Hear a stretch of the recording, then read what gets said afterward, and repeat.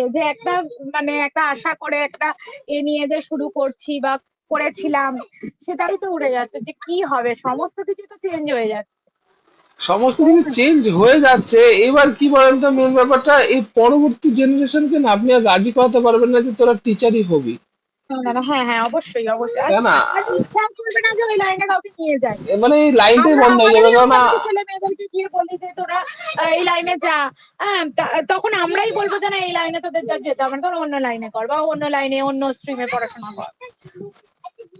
এবার তার সব থেকে বড় কারণ হচ্ছে, দেখুন, লাইনটা সম্পর্কে একরকম, ঠিক আছে, আর তারপর এআই চলে এসে আরেক রকম। সেই। আর সরকারি স্কুলের যে অবস্থা, তাতে প্রাইভেট স্কুলে আপনাদের দৌড়াতে হবে, আর প্রাইভেট স্কুলের যে অবস্থা, তাতে আপনাদের না পাওয়ার সম্ভাবনায় বেশি। কারণ ওখানে আবার ইংরেজি বেশি প্রেফারেন্স, মানে ওখানে আবার হ্যাঁ। ঠাট বাট আলাদা। হুম, হুম, হুম, সেটাই। মানে আর প্রাইভেট ইংরাজি স্কুলে তো বেশি। প্রেফারেন্স বেশি, ইংরাজি প্রেফারেন্স বেশি, কিন্তু বেশিরভাগ বেশিরভাগ মানে আমি তো এটার সাথে আমার মেয়েটাও যেহেতু ইংলিশ মিডিয়ামেই পড়ে, সেহেতু ওদের ক্লাসের মধ্যে কথোপকথন আমি 70-70-30 ধরে নিন। 70% যদি ইংলিশে হয়, 30% বাংলাতে হয়। পুরোপুরি 100% কোনোদিনই হয় না। না না, সেটা তো মানলাম, কিন্তু আপনি যখন ইন্টারভিউ দিয়ে যাবেন তখন তো আপনাকে প্রসেসটা তো মেনটেন করতে হবে, হ্যাঁ, অবশ্যই সেটা তাই না? মেনটেন করতে হবে। সে হ্যাঁ, সে তো স্কুলে যে অবশ্যই। যাই হোক, বাংলা হোক, হিন্দি হোক, ইংরেজি হোক, সেটা পরের কথা, কিন্তু আপনি তো হ্যাঁ, ইন্টারভিউ দিয়ে চাকরি চেতে যখন যাচ্ছেন, তখন তো আপনাকে তো ওটুকু কমপ্লিট করে যেতে হবে না? একদম একদম, হ্যাঁ। কারণ আপনি তো আর বলতে পারেন না যে বাচ্চারা তো বাংলায় কথা বলে, তো আমরা বাংলায় কথা সেই বলবো, এরকম তো হবে না। সেই সেই সেটা তো আর হবে না। কি যে তবে পরিস্থিতি। তবে পরিস্থিতি না, তবে ধরুন আজ থেকে 5 বছর পরের মধ্যে বা 5 বছরের মধ্যে আপনি যদি চাকরি পান, তাহলে ভবিষ্যতে অন্তত আপনার কাছ থেকে ক্যান্ডিডেট এক্সপেক্ট করবে না লোকে যে আরেকজন ক্যান্ডিডেট প্রাইমারি স্কুলের টিচার হবে, আর তার জন্য সে মোটিভেট করতে দিয়া, এরকম কিন্তু হবে না। কেন, আর নিজে কি বাঁচলে করবো? বাপের নাম, এত অপেক্ষার পর যদি বাঁচা পাওয়া যায়, তাহলে একটা পাওয়া গেল, হ্যাঁ হ্যাঁ, সেটাই। তখন ও নিজে সেটাই, বাঁচলে এত বাপের নাম। অপেক্ষার কিছু একটা পাওয়া যায় তো হলো। এবার আশা তো কিছুই দেখছি না। আমি অন্তত আশা ছেড়ে দিয়েছি। যা ক্রাইটেরিয়া শুরু করেছে, তারপরে ধরুন ইন্টারভিউ প্রসেস যে শুরু হবে, আগে আগের মতো হচ্ছিল। এবার এরা ইন্টারভিউ প্রসেসটা কিভাবে করবে, কেমন কি করবে, কতটা কঠিন করবে, চাপের বিষয়।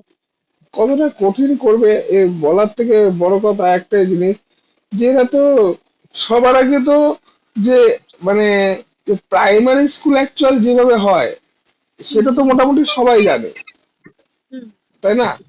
এবার হিসাব মতো ওরা এই যে নইব নইব নইব চোখ করে না, মানে হুম, প্রাইমারি স্কুলের গল্পটাই তুলে দেবে। সেই। যে ধরুন সাপোজ আমি বলি, এমনও কিছু মানে প্রাইমারি স্কুল, এমন কোনো প্রাইমারি স্কুল নেই যেখানে ওভার মাস্টার আছে, মানে না এরকম না যদি না, করি তাহলে খুব কমই হবে, যদি তবে থেকেও খুব থাকে কম। তাহলে খুব কম হবে। হুম হুম। মানে প্রায় না না, প্রায় কমই স্কুলেরই আছে। প্রায় স্কুলেরই রিকোয়ারমেন্ট আছে টিচারের, হ্যাঁ হ্যাঁ, কিন্তু প্রত্যেকটা স্কুলেরই ব্যাপারটা রিকোয়ারমেন্ট হচ্ছে, একটা হ্যাঁ আছে। রিকোয়ারমেন্ট আছে। এইবার ধরুন যে গার্জেনরা আসলো স্কুলে, দূর স্কুলে তো মাস্টার নেই, তাদের স্কুলে কি করে বাচ্চা পড়াবে? যাদের একটু ক্ষমতা আছে তাদেরকে একটু সাবসিডি দিয়ে, যেমন আছে 20% সাবসিডি আছে হুম আপনি হুম প্রাইভেট স্কুলগুলোতে, তো ওখানে ওই হুম হুম। সমস্ত সিটে ধরলে এ লোককে তে লোককে ধরে বলে তাদের ভর্তি করে দিল। এবার বাদ বাকি লোক দেখবে, আচ্ছা এও করে দিয়েছে, তাহলে আমরাও করে দিই। ভবিষ্যতে গিয়ে এদের একটা জায়গায় অসুবিধা হয়, মানে আমি দেখেছি, আপনি এটা লক্ষ্য করেছেন কিনা জানি না, যে ইংলিশ মিডিয়াম মানে প্রাইভেট স্কুলে ইংলিশ মিডিয়ামে যে সমস্ত বাচ্চারা পড়ে না, তারা হুম না হুম। খুব সেলফ সেন্টার্ড হয়ে যায়। আপনি তাকে হ্যাঁ দিয়ে হ্যাঁ না হ্যাঁ পড়াশোনা বাদ দিয়ে না অন্য কোনো কাজ করাতেই পারবেন না। হ্যাঁ। যেমন ধরুন আপনারা যেমন করেছেন, আপনারা মারা করতো, তার সাথে সাথে হাতে হাতে আপনারাও করে দিতেন। মা হয়তো সেই। ঠাকুর পুজো দিচ্ছে, আপনারা হয়তো ঘর মুছে দিলেন। হ্যাঁ, আপনি আপনার যেমন মেয়েকে চোখে দিয়ে দেখে করতে শিখে। পারবেন? আপনি আপনার মেয়ের কাছ থেকে এটা পাবেন বলে আশা করেন? না, করে অসম্ভব। আমার মেয়ে করে। করে করে হয়তো দেখতে করে। পাচ্ছেন, হয়তো বড় মেয়েটা দেখতে পাচ্ছেন, ছোট মেয়েকে পাবেন না। না, ছোট দুজনেই করে দেখেছি। মানে ঠিক আমি আছে, যা যা করি তাহলে আমাকে দেখে দেখে এখনো পর্যন্ত করে। হ্যাঁ, তাই তাই তো করে। হওয়া উচিত। তাই তো হওয়া উচিত। দেখুন, আমরা তো এডুকেশন তো এটাই না, যেটা আমরা শিখে নেবো আমাদের বাবা মার কাছ থেকে। হ্যাঁ, তারা যেটা সেটা তো করছে আমাদের তাদের থাকবে। তো দেখে শিখে নেবো, তারা যেটা হ্যাঁ, করছে তাদের তো অবশ্যই। দেখে শিখে নিলাম।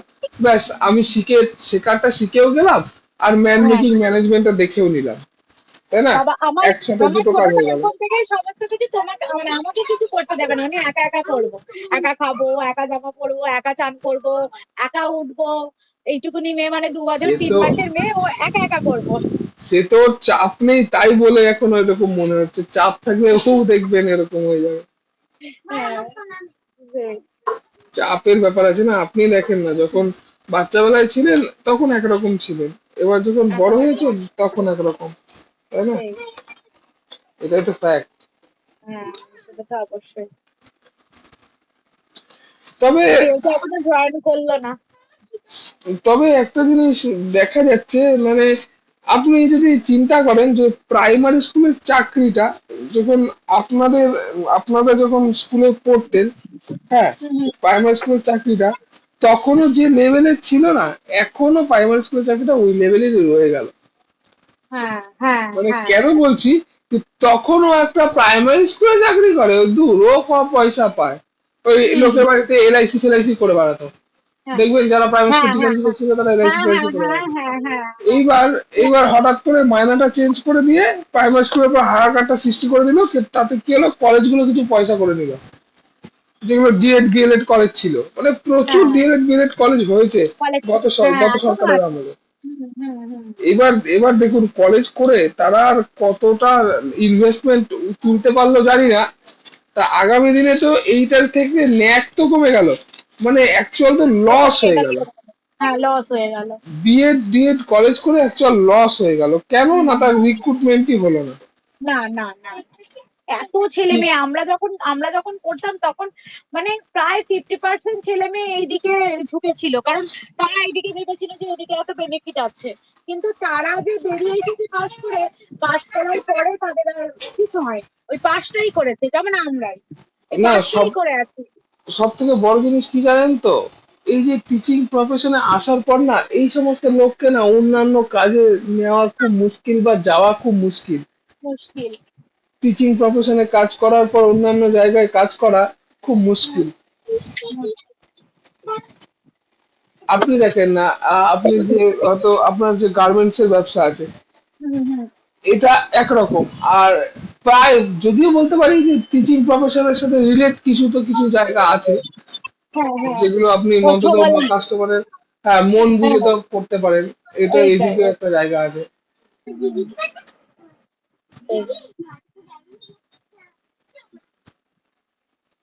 হ্যালো। হ্যাঁ।